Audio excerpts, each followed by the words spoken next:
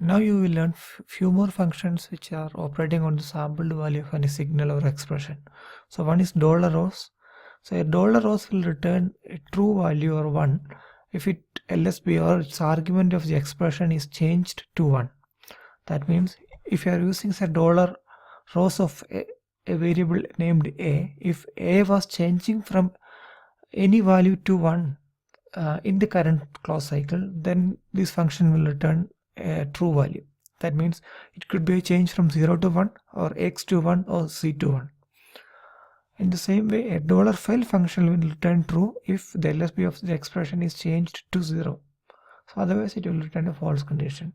A $stable function will return true if the value of the expression has not changed from the previous clock cycle.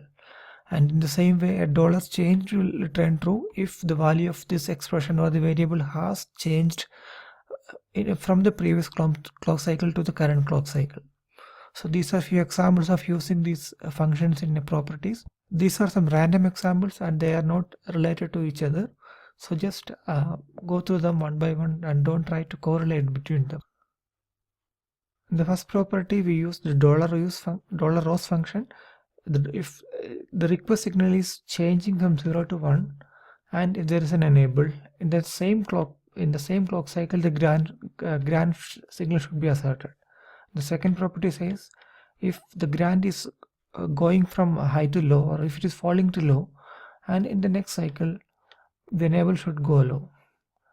And the third property says if both request and grant are there in the same cycle, there should be a stable data or data should not be changed.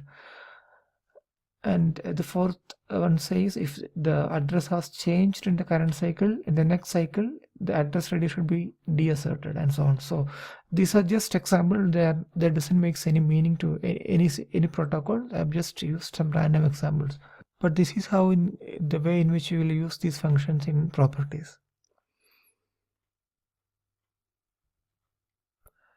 Next function is $past. So this $past function will return the past value of an expression. So this is a format or syntax to use it. $past, expression 1, number of clock signals, and expression 2, and the clocking event.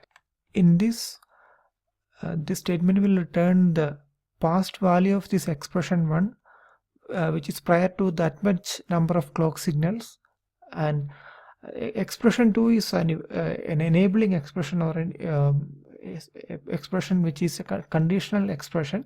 So only if this condition is true, expression 1 will be evaluated. And also you can specify an optional clocking event to this $past function. If there is no clocking event specified, it will be taken as a default clocking event in which this $past function is used. So if you are using in a property, the clocking event of that particular property will be taken as a default clocking event for this $past function. Also, the default value of this expression 2 will be always 1. Therefore, simply you can use in this format like $past expression and the number of ticks. So this will return the value of this expression that many number of clock cycles back to this current clock cycle evaluation point. So here is an example: assert property at percentage of clock, $file valid, then data should be equal to $past of data 1. So this expression $past of data, 1 will return the value of data that was evaluated or sampled just one clock cycle back.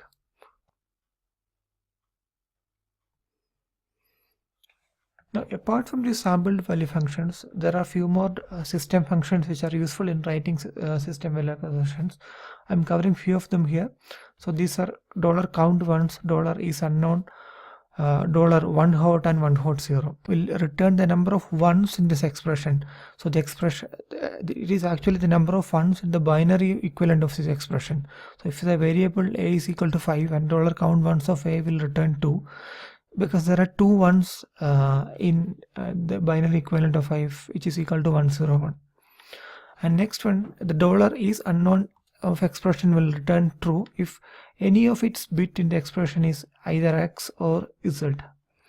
So it's self-explanatory. If it is a usual way of checking whether a particular signal is in x or z state at a known point in the simulation. So this is widely used in assertion writing.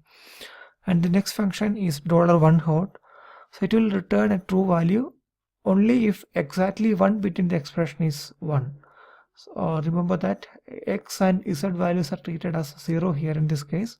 And finally, $1 hot 0 of an expression will return true only if at most one bit in the expression is 1. So what is the difference between these two is explained through these examples.